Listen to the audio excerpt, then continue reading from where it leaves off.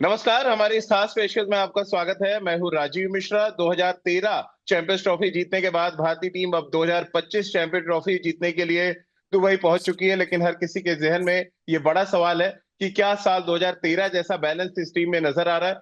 क्या 2013 जैसी कप्तानी रोहित शर्मा कर पाएंगे? क्योंकि 2013 में महेंद्र सिंह धोनी ने उनसे ओपनिंग करवाई थी और उसके बाद से उनकी तस्वीर और तकदीर दोनों बदल गई और अब 2025 में वो भारतीय टीम के कप्तान है। साथ ही भारतीय टीम जो 5 स्पिनर लेकर दुबई गई है, इस पर भी बहुत ज्यादा चर्चा चल रही है।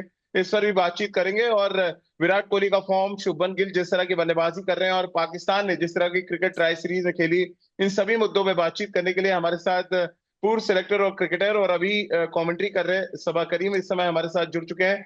सबा भाई के बारे में आपको बता दूं कि सबा भाई 2013 में जब चैंपियंस ट्रॉफी जीती तो भारतीय टीम के सिलेक्टर थे और तब जो ये बड़ा फैसला लिया गया था रोहित शर्मा को पारी की शुरुआत कराने का, वो बार बार हम सबके जहन में आ जाता है। और अक्सर जब हमारी मुलाकात होती थी, जब भारतीय टीम जीतती थी, तो हम लोग कोशिश करते थे कि सभा भाई से कुछ पूछा जाए, लेकिन हमेशा की तरह क्योंकि उनके पास जिम्मेदारी थी तो वो थोड़ा बच के चले जाते थे। लेकिन अब क्योंकि वो कमेंट्री कर रहे हैं, अपने बिंदास अंदाज के लिए वो जाने जाते हैं, तो उनसे चर्चा की शुरुआत 2013 से ही कर लेते हैं।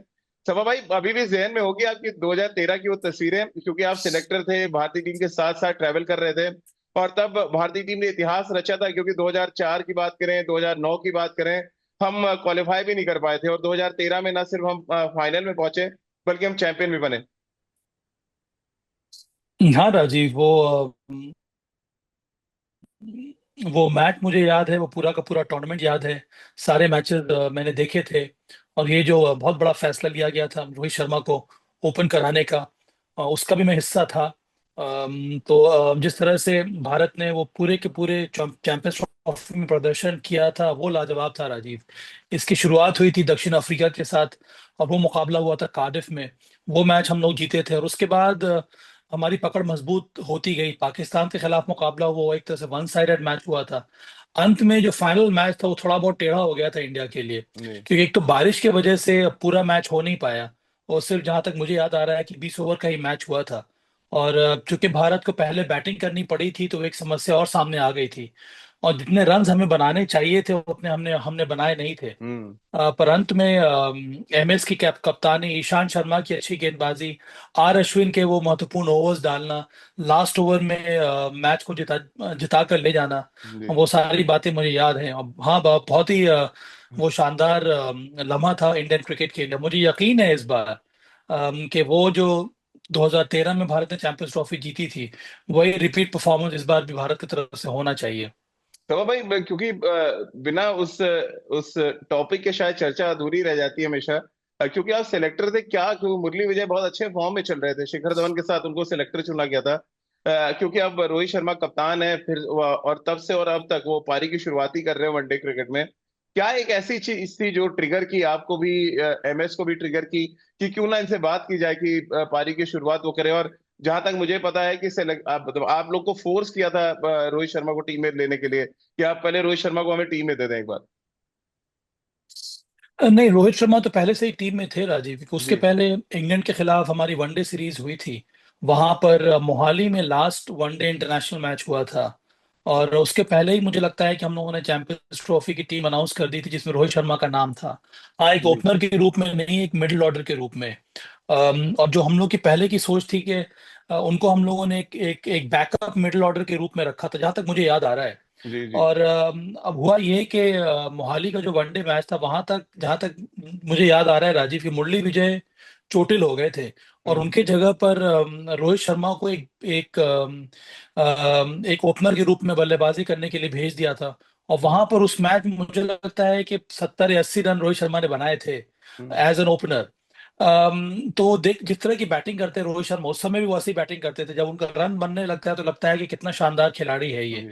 तो खैर वो बात खत्म हो गई। हम लोग इंग्लैंड पहुंचे और इंग्लैंड में पहला मैच होने के पहले से एक दिन पहले की बात है कि एमएस प्रैक्टिस सेशन जब खत्म हुआ तो एमएस हम लोग की तरफ आए।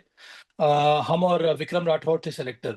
और हमारी तरफ आकर उन्होंने ये बात जाहिर की कि रोहित बहुत अच्छे फॉर्म में लग रहा है, मुझे लगता है कि उसको हम लोग को कंटिन्यू करना चाहिए एज एन ओपनर। हम्म। मैंने कहा यार, मतलब हम लोगों ने रेगुलर ओपनर जो है वो तो मुरली विजय को चुना है, मुरली विजय फिट हो गए थे। जी। पर रमेश ने कहा कि नहीं, I think we should back Rohit Sharma. तो हम लोगों ने कहा ठीक है। बस ये यही बात हुई थी। और पहले मैच में ही रोहित शर्मा रोहित और आसानी से शिखर मान गए की थे सौरभ भाई साझेदारी तब? बनने लगी।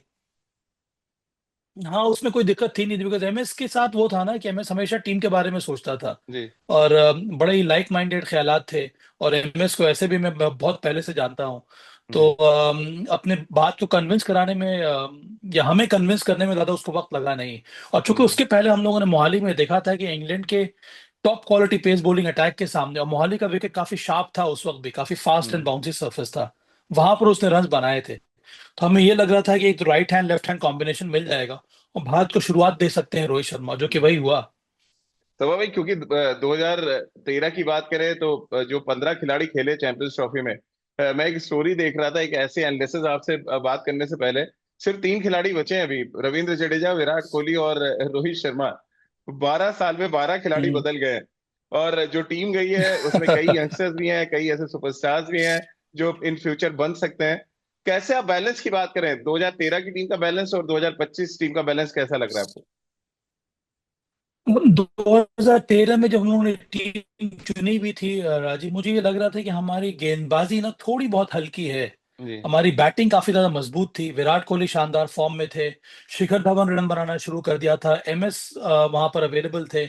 हमारा मिडिल ऑर्डर भी गेंदबाजी के साथ साथ मिडिल ऑर्डर मुझे थोड़ा बहुत सस्पेक्ट लग रहा था। हम्म। क्योंकि दिनेश कार्तिक को हम लोग ट्राई आउट कर रहे थे नंबर 4 के नंबर 5 की पोजीशन में, पर अभी भी वो सेटल हुए नहीं थे।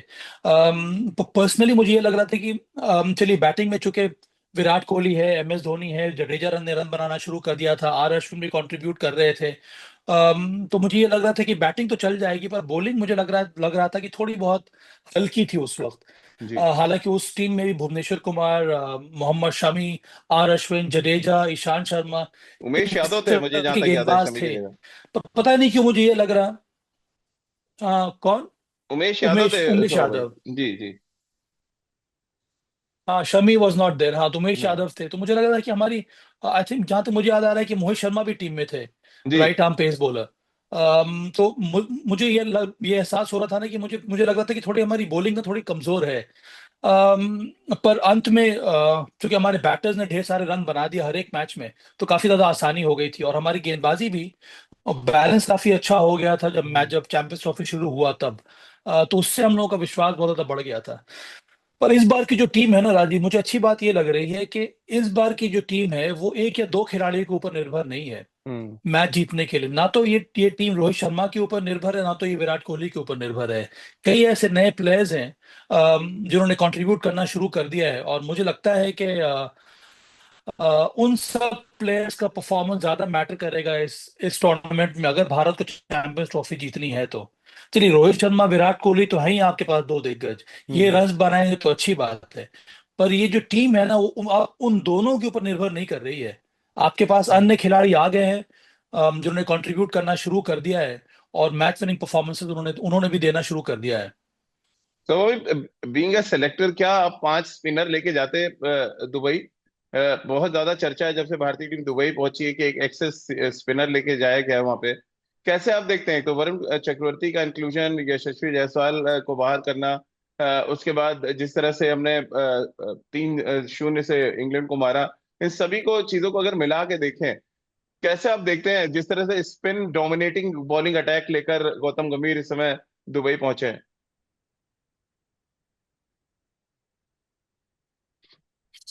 या पांच, मुझे लगता है कि वन टू मैनी है राजीव, क्योंकि आप जी। अंत में 11 मिनट 3 से ज्यादा को आप खिलाएंगे नहीं। हम्म। और वो भी आप तब खिलाएंगे जब आपको लगेगा कि विकेट उस तरह से बिहेव कर रहा है। और दुबई का जो सरफेस है, मैं अभी वहां पर आयल T20 कवर कर रहा था, T20 के मैचेस हुए थे वहां पे। वो अलग बात है कि अब 50 ओवर का मैच होगा। पर वो जो विकेट्स हैं दुबई में भी, वो कंड्यूसिव है वहां पर पेस बॉलर्स के लिए भी और स्पिनर्स के लिए भी। हाँ, ये तो मुझे बड़ा करीब इंपॉर्टेंट है। करीब 55 to 60% फेवरेबल है पेस बॉलर्स के लिए, और स्पिनर्स के लिए 40 to 45%। तो वहां पर आपकी बॉलिंग के जो कॉम्बिनेशन है ना, उसमें ये बैलेंस रखना बहुत जरूरी है भारत को। हम्म। तो उस लिहाज से अगर देखा जाए तो पांच मेरे ख्याल में बहुत बहुत ज्यादा हैं। मुझे ऐसा लग रहा था कि आपको एक और बैकअप ओपनर टीम में रखना चाहिए था, चाहे आप यशस्वी जायसवाल को रखें और किसी और के बारे में आप सोचते। हम्म। तो वो मेरे ख्याल में एक extra bowler, extra spin bowler आपने टीम में रख लिया है, जिसकी आवश्यकता है नहीं। मेरे ख्याल में अब कभी भी ऐसा नहीं होने वाला है कि आप 4 स्पिनर के साथ 11 में खेलेंगे, क्योंकि विकेट हम्म। उतना उस हिसाब से स्पिनर्स को मदद करने वाले हैं नहीं। सभा भाई, क्योंकि अर्शदीप और हर्षित राणा दो बहुत ही हम कह सकते हैं वनडे क्रिकेट के लिए रॉ सीम बॉलर्स हैं। शमी पूरी तरह फिट नहीं है। सिराज का आपको लग रहा है इंक्लूजन होना चाहिए था एक स्पिनर की जगह? ये भी हो सकता था आप एक सीमर ऐड ऑन कर लेते। हाँ, ऑप्शन तो कई सारे थे, चाहे आप एक जी। बैकअप ओपनर रख लीजिए या फिर आप एक, अब चूंकि बैकअप ओपनर मेरे ख्याल में रखा नहीं है टीम ने, क्योंकि केएल राहुल है आपके पास, तो अगर ऐसी बात तो फिर आप एक और पेस बॉलर को टीम में शामिल कर सकते थे। इस समय आपके पास पेस बॉलर्स कौन है? आपके पास मोहम्मद शमी है, जसप्रीत बुमराह आपके पास है नहीं, तो मोहम्मद शमी, हर्षित राणा, अर्शदीप और हार्दिक पांड्या। जी। नॉर्मली मुझे लगता है कि आप 11 में, इंक्लूडिंग हार्दिक पांड्या, मे भी विकेट पे डिपेंड करता है कि आप 2 सीमर और एक हार्दिक पांड्या के साथ टीम के साथ आप 11 में उतरेंगे, और मैक्सिमम आप 2 या 3 स्पिनर के साथ टीम में आप ग्यारह में सभा भाई, खेलेंगे। जब प्रेस तो कॉन्फ्रेंस आपके मैंने पास एक और सुना अगर था एक्सपीरियंस पेस बॉलर हो जाता। हम्म। अहमदाबाद में, जब प्रेस कॉन्फ्रेंस की गौतम गंभीर ने, उन्होंने तो संकेत दिए कि वो 4 स्पिनर खिला सकते हैं।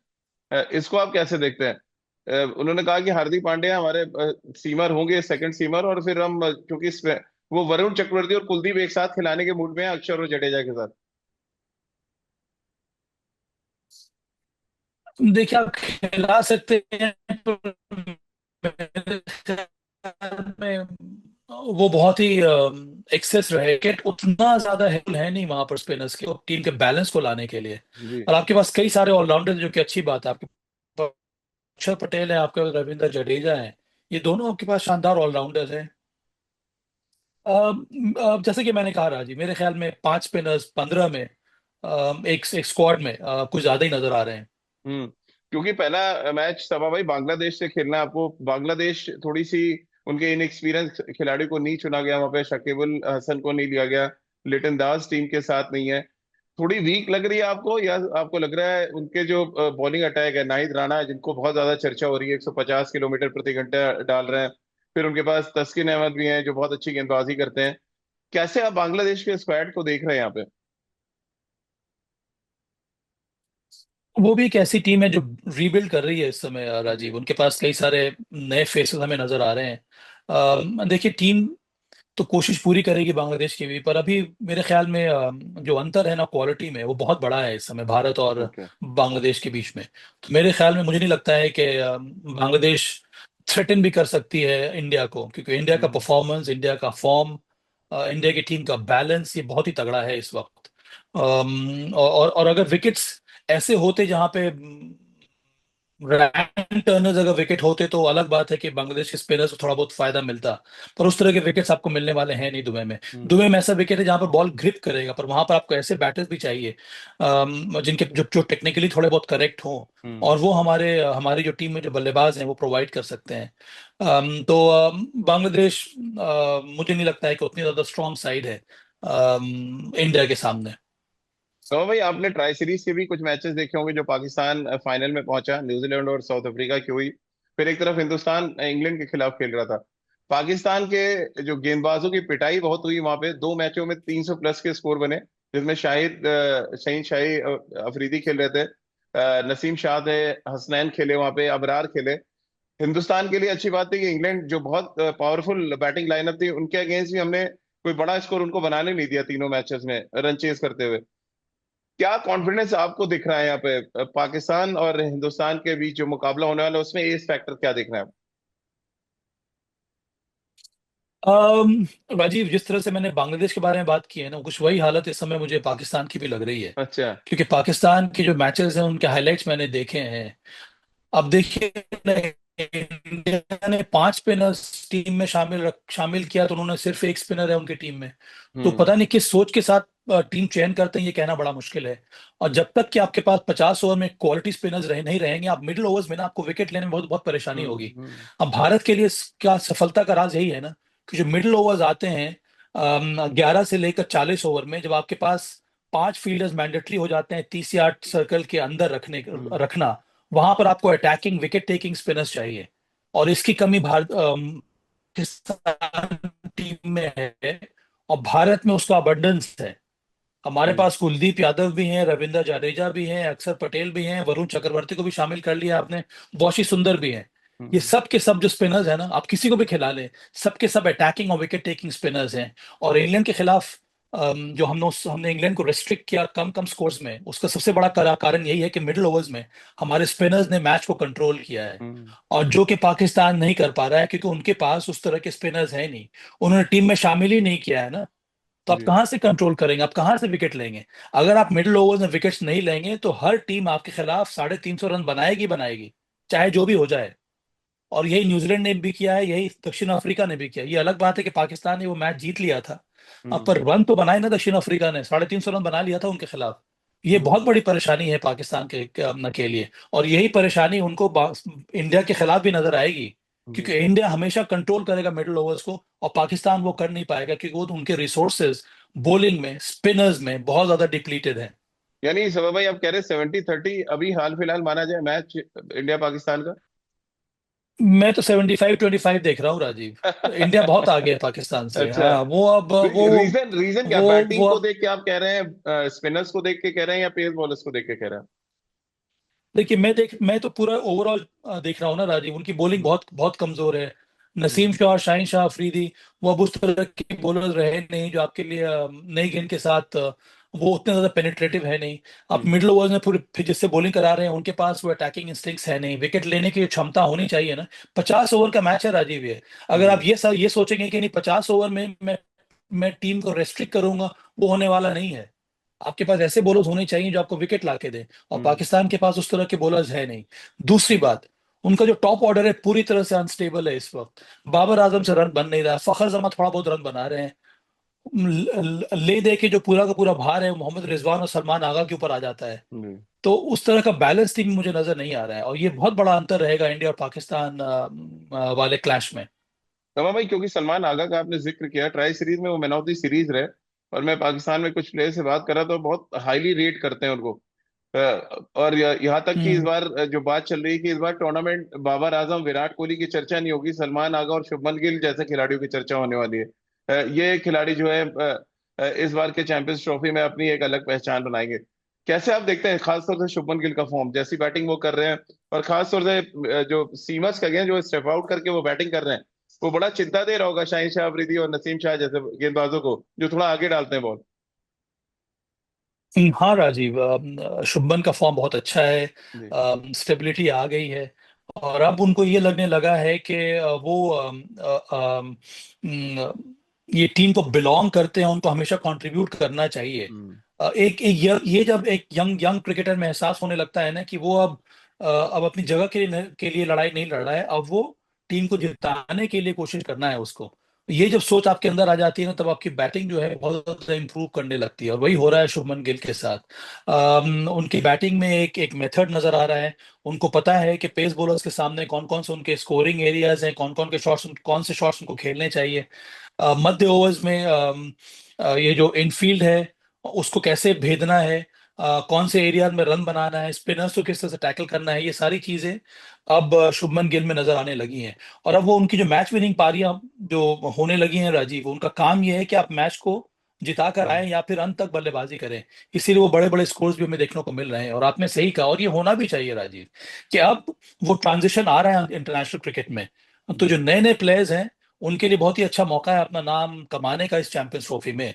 और इसके पहले भी जब भी इस प्रकार के टूर्नामेंट्स हुए हैं, आपको भी याद होगा कई सारे नए सितारे हमें नजर आए हैं जो आने हम्म। वाले दशक में उनका ही चर्चा होगा।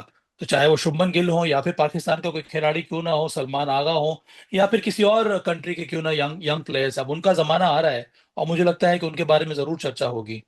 तो हाँ भाई, श्रेयस अय्यर एक और बैट्समैन जिसको इस समय मिडिल ऑर्डर में एक तरह से रीढ़ माना जा रहा है, वो ट्रांसफॉर्मेशन आप कैसे देख रहे हो? डोमेस्टिक क्रिकेट की वजह से देख रहे हैं, बैक टू बैक उन्होंने जिस तरह की इनिंग्स खेली और बहुत अटैकिंग बैटिंग करी है उन्होंने, ऐसा नहीं कि सबड्यूट खेल रहे हो, और फिर उसके बाद अक्षर पटेल को जिस तरह से प्रमोट किया गया, क्या ये ट्रेंड जो है आप चैंपियंस ट्रॉफी में भी देख रहे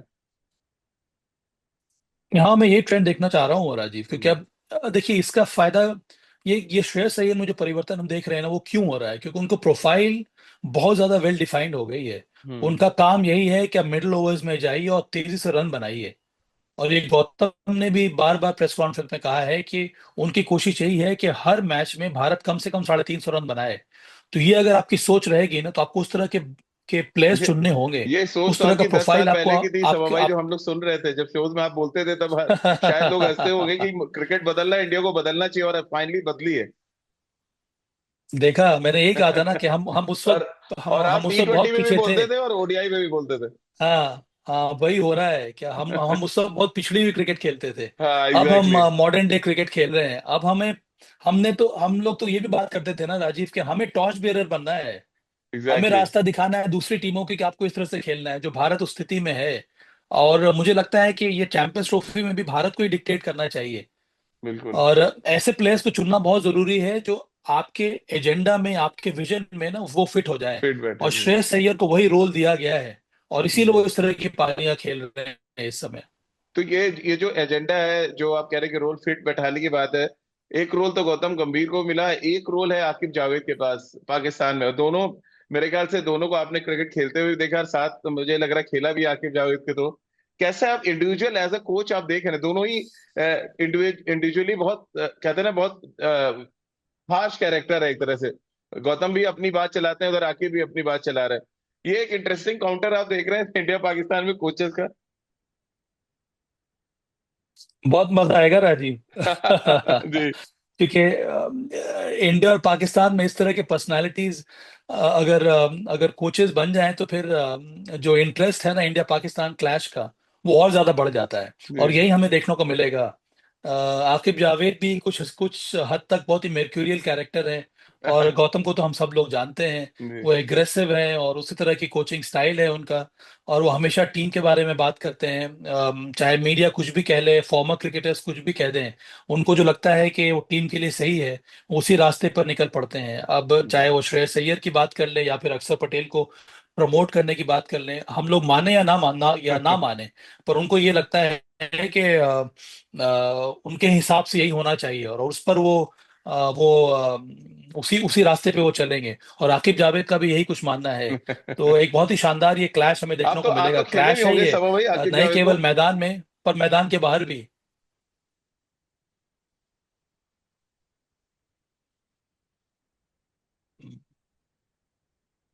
मैंने कहा सभा भाई आकिब जावेद के खिलाफ तो खेले भी होंगे आप। हाँ, मैंने खेला है एक दो मैचेस, ज्यादा खेले हैं। वो जी सारा जी। कप मुझे याद है, हम लोग टोरंटो में खेल रहे थे। वहाँ बॉल इतनी हाँ ज्यादा हिल रही थी। फिर शारजा में मैंने एक दो मैचेस खेले हैं आकिब के समय। आकिब अपने जमाने में ही was hard working pace bowler. हाँ। तो स्पीड वो उतनी वही, ज्यादा थी नहीं, पर मूवमेंट काफी अच्छी थी। तो अब वही हार्ड वर्क वो पाकिस्तान टीम के साथ भी कर रहे हैं। और जिस तरह से आप कह रहे हैं सारा कप ने उन्होंने हिलाया, अब बारी चैंपियंस ट्रॉफी में कोच को भी लाने की है हम्म। और टीम को भी लाने की है। आखिरी दो सवाल सभा भाई चलते थे। क्या हम्म। न्यूजीलैंड को सबसे डेंजरस ओपोनेंट आप मान रहे हैं, जिस तरह की क्रिकेट वो हिंदुस्तान में टेस्ट क्रिकेट खेल के गए, फिर अब पाकिस्तान में जाके ट्राई सीरीज में उन्होंने खेला।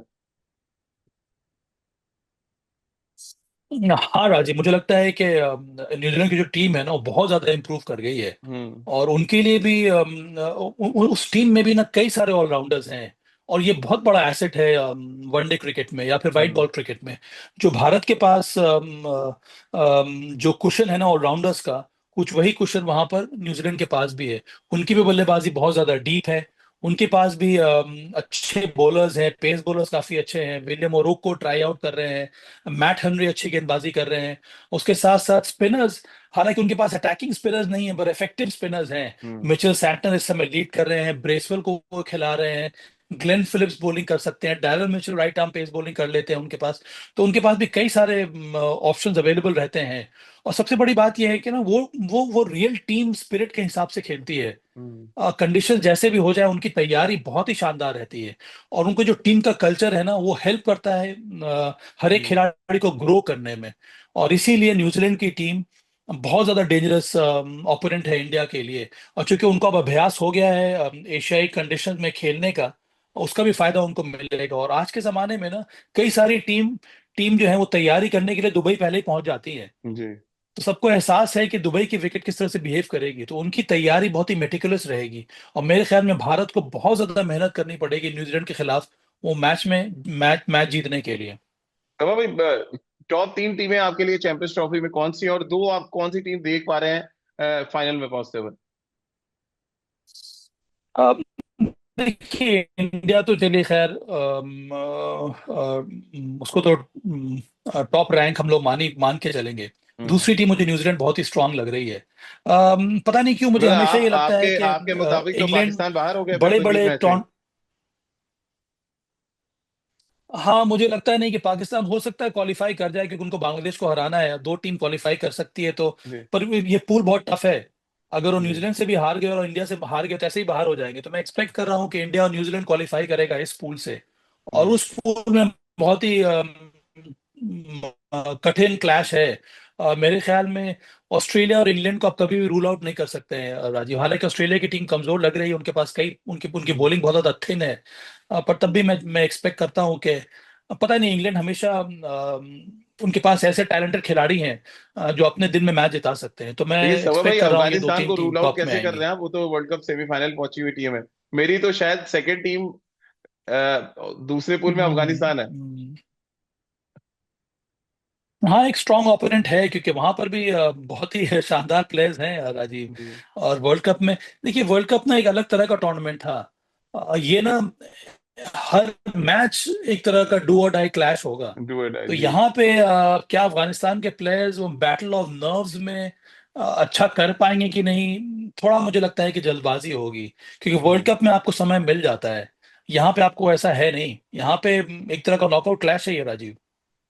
चलिए सवा भाई, बहुत बहुत शुक्रिया आपका। और जिस तरह से आपने चैंपियंस ट्रॉफी के हर टीम का लगभग पूरा एनालिसिस किया, और जिस तरह से आपकी माने तो बहुत ही इंटरेस्टिंग भिड़ंत होगी भारत भारत और पाकिस्तान के बीच में, और उनके कोचेस की जो सोच है उसका भी एक जबरदस्त मुजाहरा हमें देखने को मिलेगा दुबई के मैदान पर। और जैसे सवा भाई ने कहा कि दुबई में बहुत ज्यादा एडवांटेज स्पिनर्स को नहीं होगा, तो आपको ये भी देख के बैलेंस बनाना पड़ेगा कि आप एक ऐसी प्लेइंग 11 खिलाएं जहाँ पे सीमर्स के का भी ऑप्शन हो, क्योंकि जरूरत से ज्यादा स्पिनर खिला के हम 2021 का वर्ल्ड कप हार चुके हैं, जब T20 वर्ल्ड कप दुबई में खेला गया था और वरुण चक्रवर्ती समेत तमाम स्पिनर्स गए थे, और पाकिस्तान ने हमें 10 विकेट से हराया, फिर न्यूजीलैंड ने हमें हराया, और हमारा सफर खत्म हो गया था। तो कभी कभी कहते हैं नहीं, जरूरत से ज्यादा क्वेश्चन लेना भी नुकसान देता है। इस बात को भी भारतीय टीम को ध्यान में रखना पड़ेगा।